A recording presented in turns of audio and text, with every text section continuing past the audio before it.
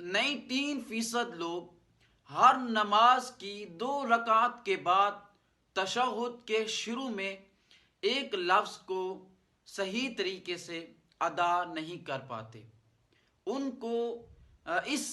لفظ کے صحیح طریقے ادا کرنے کا علم نہیں ہوتا کہ ہم نے اس لفظ کو صحیح طریقے سے کیسے ادا کرنا ہوتا ہے. دیکھیں لفظ وہ یہ ہے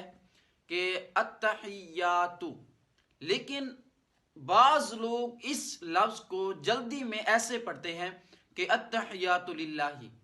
جبکہ یہ درست نہیں ہے، یہ ایک واضح غلطی ہے. لیکن اس چیز کا ہمیں علم نہیں ہے،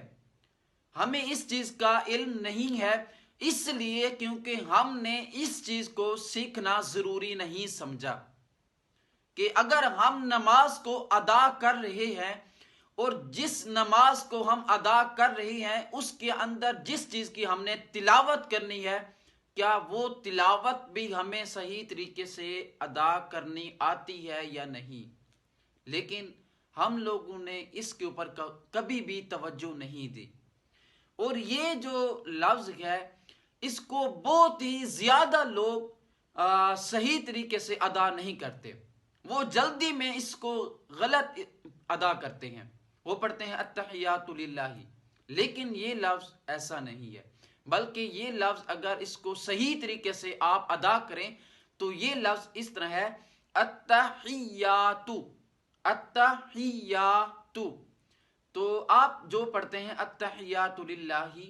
یہ ایک واضح غلطی ہے، یہ درست نہیں ہے. اس کو صحیح کرنے کی کوشش کریں،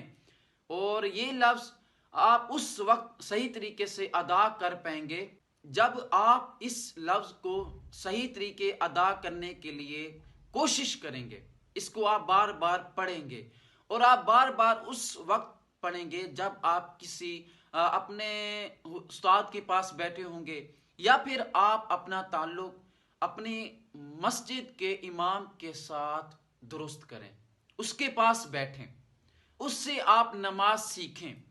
وہ آپ کو نماز سکھانے کے لیے ہر وقت تیار ہوتے ہیں، لیکن ہم لوگ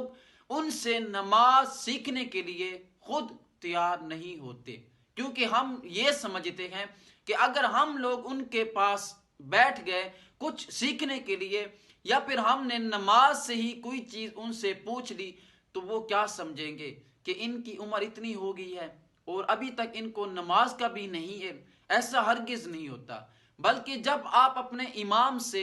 یا پھر اپنے کسی بھی استاد سے کوئی چیز پوچھ لیتے ہیں جو آپ کو صحیح پڑھنی نہیں آتی یا آپ اس کو صحیح طریقے سے ادا نہیں کر پاتے، تو وہ آپ کو بتا بھی دیتے ہیں اور وہ خوش بھی ہو جاتے ہیں کہ اس کی ایک ایسی غلطی تھی اور اس کو علم بھی تھا اور اس نے اپنی اس غلطی کو دور کر لیا. تو خدارا اپنی نماز کو بھی ٹھیک کریں، اس کو صحیح طریقے سے ادا کریں، اور جو لفظ آپ کو نماز کے اندر صحیح طریقے سے ادا کرنے نہیں آتے تو ان کو صحیح طریقے سے ادا کرنے کی کوشش کریں اور ان کو سیکھیں.